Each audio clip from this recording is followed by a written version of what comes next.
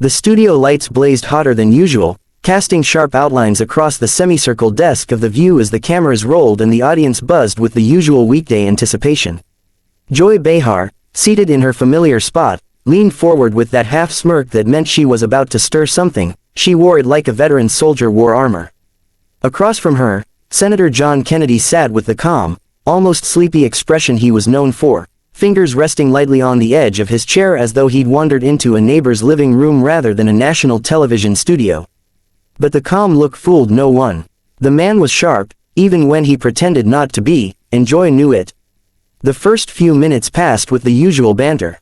Whoopi eased the conversation in, Sunny offered measured commentary, and the back and forth felt almost normal, until Joy steered the ship hard to the left and fired the first provocation.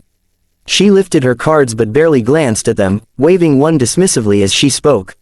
"Senator, with all due respect, and that's not much, you've made some comments recently that people say are, well, detached from reality. Care to explain yourself to the world watching?" The audience gave a collective, "Ooh," the kind that vibrated across the room like a warning bell. The producer just off stage winced, already hearing the chaos his earpiece would soon deliver. John Kennedy blinked once, slowly, the corners of his mouth lifting in a polite but unmistakably pointed smile. "Well, Joy," he drawled, "I reckon that depends on which part of reality you're living in." The crowd erupted. Joy held up a hand. "Oh, don't do that folksy routine with me, Senator. I'm asking about facts, not..." "Facts," he interrupted warmly, "are stubborn things. Opinions, well, those are like stray cats. Pop up everywhere and make a lot of noise." Even Whoopi had to hide a laugh behind her mug. Joy narrowed her eyes. She wasn't used to being volleyed with her own brand of sass. "So you're calling my questions stray cats, now?" "I'm sayin'," he replied, tapping the table gently with one knuckle, "that you've brought a whole litter with you today." The audience howled. Joy's smile grew tight, thin as fishing line and twice as liable to snap. She leaned forward, elbows on the table, fingers steepled. "Let's talk about your recent remarks then. You said, publicly, that people who disagree with your fiscal plan need a remedial course in basic math. Are you calling half the country stupid?" John Kennedy breathed out slowly through his nose, as if he were explaining something to a cranky toddler, but his voice stayed soft, almost soothing. "No ma'am, I'm sayin' numbers don't care who's offended by 'em. They don't vote, they don't tweet, and they don't watch this show. They just add up. Or they don't." Joy shot back instantly. "That's a convenient way of dodging accountability." He shrugged. "It's the truth, and if the truth is inconvenient, that doesn't make it untrue." The studio air tightened. A hush settled. Rare, heavy, electric. Joy inhaled deeply. She'd interviewed presidents, actors, activists, and celebrities of every temperament, but Kennedy's unshakable tone was getting under her skin. He wasn't ruffled, not even a little. And that made her fiercer. "So you're saying I'm being emotional," she said, the words sharp. "No ma'am," he replied, voice still honey slow. "I'm sayin' you're being dramatic. There's a difference." The crowd exploded again. Even Sarah let out a little gasp laugh and slapped a hand over her mouth. Joy froze for a beat, her jaw visibly clenching, but she didn't retreat. She adjusted her glasses, shifted in her seat, and fired another line. "I'm dramatic, Senator, you're the one using one-liners like, you're auditioning for an open mic night in Baton Rouge." He smiled again, this time wider. "Well, you're welcome to come. I hear you've got a knack for comedy yourself." Another explosion from the audience. Joy opened her mouth, but Kennedy leaned forward first, his tone suddenly firmer, more pointed. "Look, you can disagree with me. That's fine, that's America, but if you invite me on this show to talk, then let's talk. Not shout, not twist, not whatever this," he gestured lightly between them, "is." The commercial break had ended, but the tension that filled the studio did not fade with the upbeat transition music or the cheerful graphics splashed across the screen. Instead, it hung there, heavy, unmoving, like fog that refused to lift. The audience returned to their seats murmuring excitedly, half thrilled, half uneasy, clearly aware that something had broken loose on the stage that wasn't finished yet. Even the camera operators shifted their stance, sensing they were about to capture a moment that would replay across social media for days. When the red light flicked back on, Joy Behar squared her shoulders. She'd had the entire break to recover, regroup, and rebuild her stance, and she wasn't about to let a senator stroll onto her show and make her look rattled. Not today. She gripped her cards like she was holding the reins of a runaway horse, breathed once through her nose, and launched back in. Welcome back, she said in a tone that was cordial but edged with steel. We were having a very lively discussion with Senator John Kennedy before the break. Senator, I want to clarify something before we continue.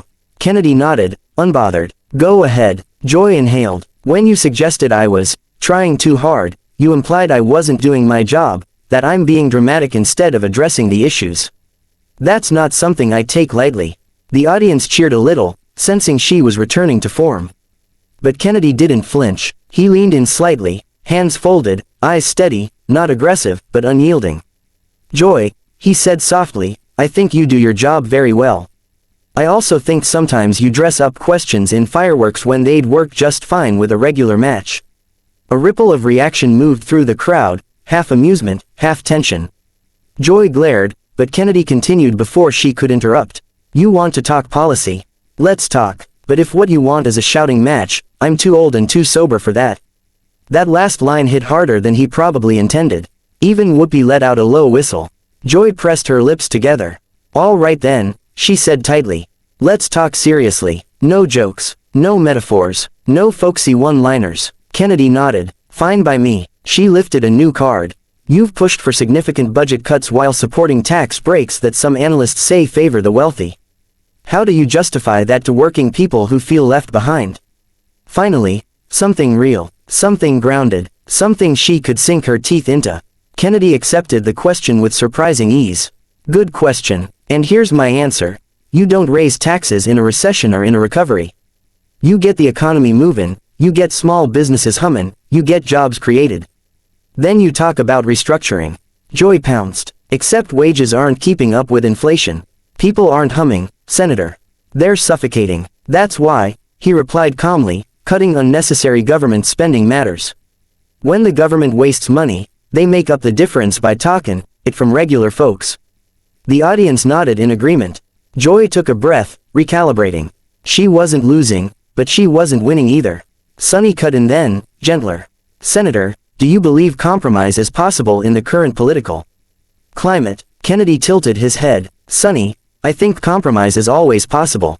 But only if folks stop treating politics like a reality show audition. Even Sarah winced a little. The jab wasn't aimed at Joy specifically, but the implication wasn't invisible. Joy straightened again. That's rich coming from someone who gives viral soundbites like Halloween candy, she said sharply. Kennedy's eyebrows rose. Joy, your show invented viral soundbites. Laughter rolled through the room, even from a few of the crew members behind the cameras. Joy slapped her note cards against the table in irritation. Okay, enough with the little digs. Let's address something else. You've said that some journalists, not all, he corrected gently. Some journalists, she emphasized, have treated you unfairly. Care to explain? Kennedy looked directly at her. Sure, when someone asks a question not to get an answer but to get a reaction, that's not journalism. That's theater. The audience burst into applause. Joy didn't smile. So you're accusing me again? No ma'am, he said, cool as a winter pond. I'm saying if the shoe fits, you're welcome to wear it or leave it in the closet. That's up to you. A rumble went through the room. Something in Joy snapped, quietly, invisibly, but surely. She set her cards down carefully, almost tenderly, and folded her hands. You know, Senator, she said with a deceptive calm, maybe this isn't the right venue for you. Oh, I think it's fine, Kennedy replied. It's lively, it's honest, sometimes loud, like a Thanksgiving dinner without the turkey. Even Whoopi started laughing at that one. Joy didn't. We invited you here to have a substantive conversation, she said, voice trembling on the edge of restraint. And I've been trying to have one, Kennedy said. But every time we hit something real, you wrap it in attitude and send it back. The silence that followed was enormous. Heavy, unbreakable for a whole 5 seconds. Then Joy spoke. Cut the cameras. There was confusion at first. The stage manager froze. Whoopi blinked. Sonny gasped. Sarah mouthed. What? Joy's voice rose, not yelling, just commanding. Cut the cameras. The red light blinked off. The feed died. The studio, still full of audience members and live mics and open mouths, suddenly felt like a backstage rehearsal instead of a national broadcast.